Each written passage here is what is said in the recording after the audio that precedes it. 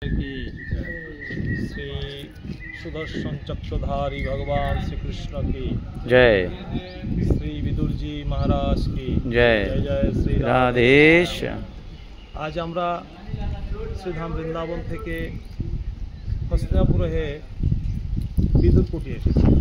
যে হস্তিনাপুরে ভগবান শ্রীকৃষ্ণ দ্বারকা থেকেও এসেছিল এবং কুরুক্ষেত্র যুদ্ধের প্রারম্ভ যখন হবে তার পূর্বে ভগবানের অতি সুচেষ্টা এবং ধর্ম রক্ষার্থে যুদ্ধকে নিবৃত্তি করার জন্য তিনি অনেক চেষ্টা করেছিলেন এবং যেখানে বিদুরজি মহারাজ চেষ্টা করেও সেই যুদ্ধকে সমাপ্ত করতে পারেনি, বিশ্রাম করতে পারেনি, সেখানে ভগবানও এসে চেষ্টা করেছিলেন, তাও সম্ভব হয়নি।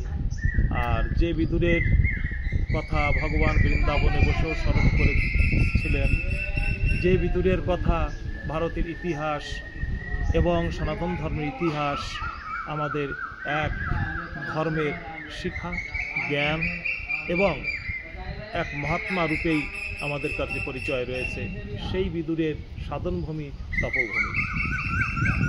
বিদুর যেখান থেকে হস্তিনাপুর গিয়ে তিনি মন্ত্রীর কার্য সমাধান করে আবার এখানে এসে তিনি নিজ কর্ম করে তিনি তার জীবনযাপন এবং ভোজন সেবা, ঠাকুর সেবা করতেন।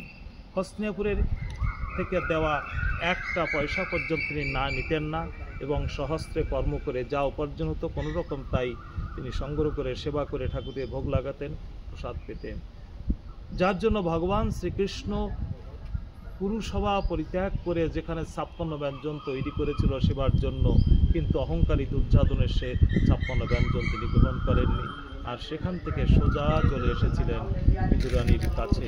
এসে তিনি খুদের অন্ন এবং খুদের সঙ্গে সঙ্গে তাকে কলা দিতে কখনো সিল্কা দিয়েছে, কখনো সিল্কা দিতে কলা দিয়েছে।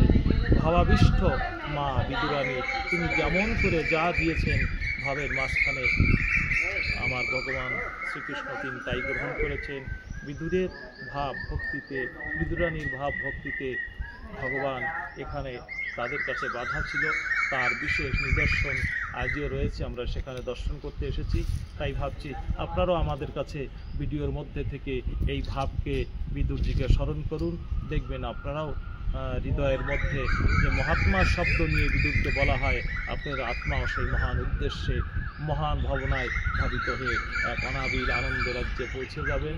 আসুন, রাধে রাধে, জয় নিতাই, জয় বিদুরজি মহাত্মা। জয়।